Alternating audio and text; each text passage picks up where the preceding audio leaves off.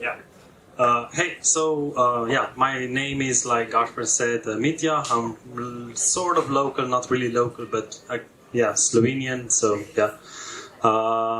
And like Gaspar already told you, I will try to show you how to improve your flying by analyzing your everyday flight. So either you are going on cross-country flying, and at the end of the day you just analyze how you flew, what did you do, what was wrong, what was okay, and what was really bad. Or you're on a competition flight, you can still do a lot of analysis. The big difference between cross-country flying and competition flying is that if you're going cross-country, there's usually not a lot of people you can ask for an advice or their opinion, what you did and what was okay and what was wrong. So the big advantage of competition flying is that once you land, hopefully in goal, you can always ask your friends or whoever was there in front of you what you did wrong, or what you could do better. But anyway, there are also a lot of there are also a lot of software solutions which are used to analyze your flights, and one of them is developed by Navitor. It's called CU. I don't know why, but it's CU. And it's really easy if my mouse would work, which it doesn't. Yes, it does. It's really easy to open a flight in that software because you simply click, drag and drop, and the flight is open.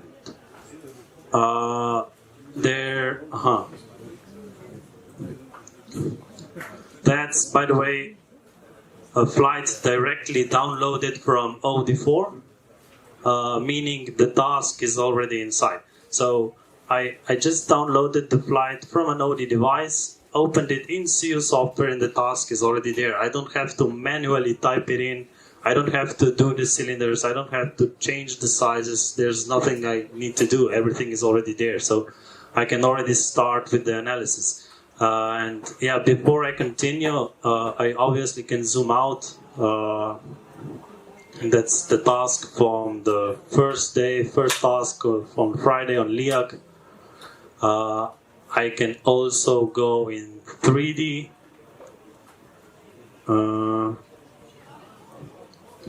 Which hopefully improves the visibility. Okay, and one more thing is that I can also open the flight using satellite maps, which is for some people like it. I'm in favor not to do that because there's no additional data compared to satellite maps than vector maps. But okay, anyway, people like it, I don't. So that's one thing. The other thing is that obviously when you are analyzing, you want to, or you don't, maybe you don't want to, but usually it's better if you compare yourself against others who did better. And you can simply add flights in this software, which I think helps quite a lot. And so what I did is just added a new flight. And now the true analysis actually begins. Let's start by 2D. And there's one really, really important aspect of analyzing your flight on a competition day, which is obviously how far inside the turn point you go. Top competition pilots, I don't know if you knew that, but top competition pilots, so PVC pilots, Valic brothers, and stuff like that. they usually start turning before the cylinder. So like approximately 50 or 30 meters, they already start to turn. Why is that? Because then they only have 1 or 2 points inside the cylinder.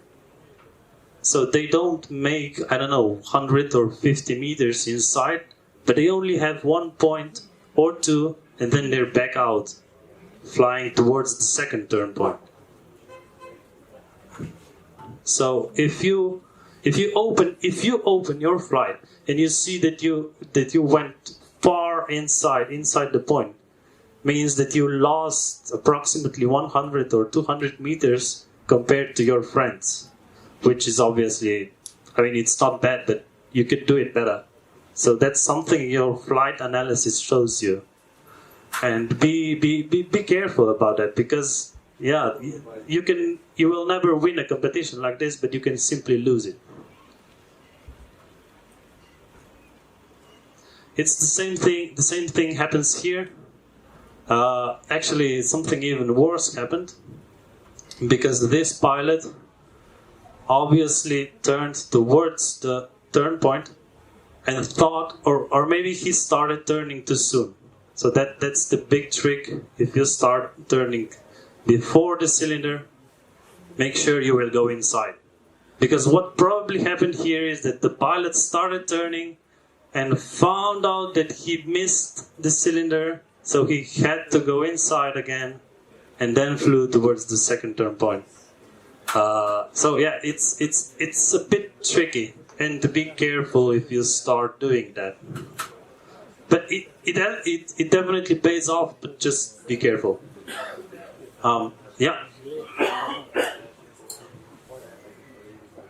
That's about competition flying. By the way, if I press play, the pilots will start to move, but I assume you all knew that before, so I didn't show it. It doesn't really matter. Don't look at the red one, because that was me, and I will land in about 30 seconds. So let's stop while I'm still flying.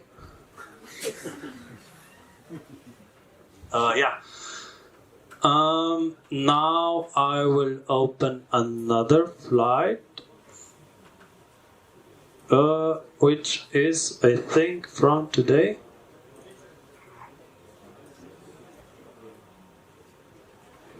Yeah, that's from today.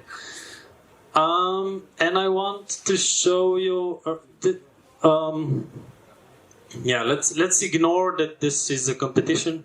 It doesn't really matter. Let's assume that was a free flight. And one thing I really like about CU, and most of you probably will do, is that today online competitions are really popular, and you can upload your flights to all these in a matter of 2 clicks. So you don't have to open your browser and go to each online competition separately, but you can do it from one place in 2 minutes. So it saves a lot of time. But that's not really flight analysis. What's flight analysis is that you can this red line is my track log, and I can color it according to lots of different parameters.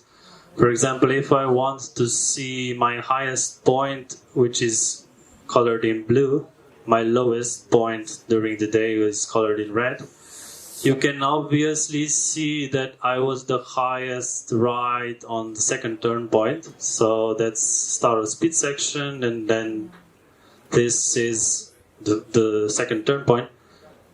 There, I think we all had a really strong thermal. At least I did, and we climbed up really high, because I think that was the strongest thermal of the day. Maybe not, but close to it. So we definitely used it, climbed really high, and then just moved on. Red line indicates I was low, obviously, because I was flying to goal. I can also use it. I can also use the vertical speed coloring. Again, blue shows me that I was flying in sinking area. Reddish color, orange, shows me that there was some lift. So while I was flying over this hill, there was some lift there, meaning I should also decrease my flying speed to gain height, but I didn't do that because I knew there's plenty of heights to come to goal. But normally that pays off. So slow down if you're in lifting air and speed up if you're in sinking air.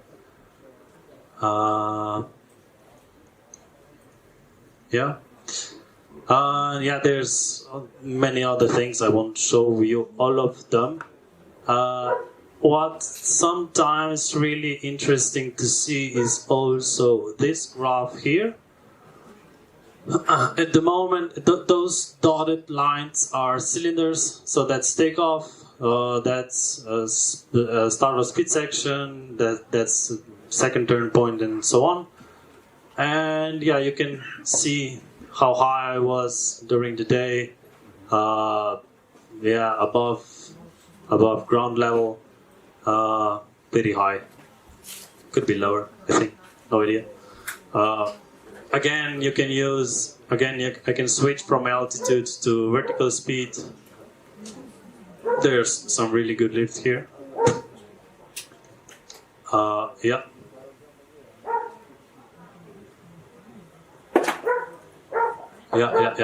And the most important page is absolutely this one. So statistics. So this flight. When you're analyzing your flight, you will probably spend most of the time on this page anyway. That's general information. I will not talk about it because it's boring. Declared task. Yeah, we all know what the task was. Okay. Then there's the flight statistics. This section is very important if you're flying, if you're cross-country flying or competition flying, especially if you're free flying. And it helped me improve my flying actually. Because there's one really important difference between competition and cross-country flying, which to me was that people somehow force you in which direction you have to turn before the race starts. I know that most of you here, at least I can say for myself, probably prefer turning in one direction than the other. Is that true? Yeah. Yeah. Most of you probably prefer right. Am I right? Yes. Yeah. But that's a problem, isn't it? Because on competition, the organizers say, hey, today you have to turn left. And so you already started with a disadvantage before even taking off because you're not good in turning left. But there's a really simple way to improve that. And the first step is to actually realizing that you have a problem. And you can realize that by analyzing your free flights. So if you were just out there flying for 2-3 hours, open your flight in CU and look at this page. So today, for example, I used 46% of the time of my flying time circling, which is quite a lot, and that's due to my early takeoff. I took off like 1 hour 20 before the start of speed section. And as you can see, I spent 96% turning right. Yeah, what direction was today? Right. Yeah, that's exactly why. So 96% of the time I was turning right and the other 4% I turned left. Means once the race started, I wasn't really turning much. And if you see that kind of ratio on your free flight, not on a competition day, but on your free flight, then, my dear friend, you have a really big problem. Because that means that you're completely uncomfortable with turning left, which is not good. On a competition, if you really wanna make a result, you must be able to turn left and right equally good and feel equally good in both directions. That makes sense, doesn't it? So I can say for myself that when I was starting to compete, I very often looked at those two numbers after my free flying, and I must say it actually helped me a lot, because if the difference between them is big, then the next time you go, you just force yourself to turn left. So basically, you're training yourself. That was about circling. Then there's the other section, which is flying straight. On the first day, Jost had a presentation about flying a world record. His percentage here must have been quite a lot. So if you're trying to break a world record, distance world record, or speed world record, you must definitely spend most of the time flying straight and not so much circling.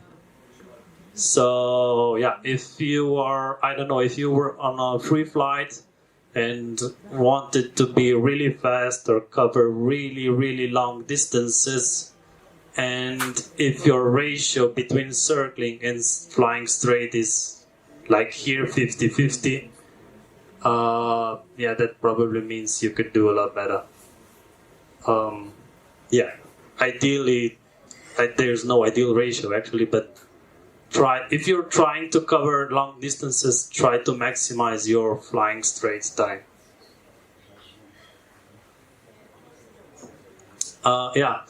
Then there's the wind section.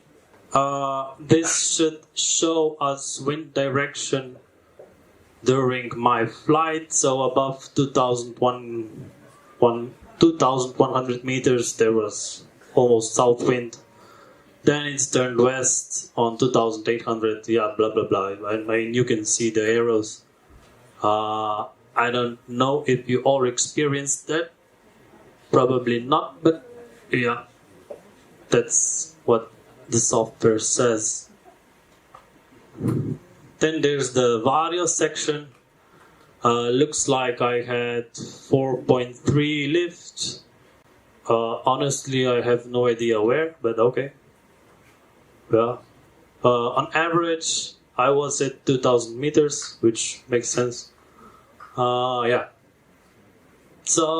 this is the statistics, and I think you can learn quite a lot of out of these numbers if only you take your time and do some flight analysis. Then there's also this software also enables you to plan your flight. You can simply upload waypoints in the software, and there they are. Those blue dots are now our waypoints, which we currently use in this competition. And we are here. I don't know if you see it, but you should see it now. Those falling blue lines, you see them, right? I see the rain. Yeah, that's not the rain. That's the wind direction provided by Top Meteo. For today at 8 p.m. Yeah, which was an hour ago. So what I'm trying to say is that this software actually enables you to plan your flights or to make a task by implementing and also you can see the weather, so you can actually estimate if the flight or if the task is really flyable. There are two meteo providers. One of them is Top Meteo and the other one is SkySight. I don't know the difference, but some prefer Top Meteo, others prefer SkySight. Doesn't really matter. But it's a really nice feature because you can clearly see how the wind is blowing. This is, by the way, at 4,000 meters, so that's why the direction is the same everywhere. It really makes it easier to optimize a task. And it's also really simple to make a task because all you have to do is press here and then you just connect waypoints and hope this doesn't happen, what just did. Ignore that part, but doesn't matter. So you can create a task, save it. Means you can actually create a task that would be a world record or a world record FIE triangle, doesn't matter. You can save it and the software will later inform you or actually give you a warning when that flight is actually possible according to weather prediction. So if you save your flight and one step Top Meteo or SkySight say, hey, this flight is actually possible, the wind direction is perfect, there will be sun, there will be no clouds, CU will give you a warning, be careful in the next, 2 or 3 days, this task might be possible to fly. Which is, again, a really good feature. And that's more or less all I wanted to say, unless there are some questions. Thank God, no. Okay. So, thank you.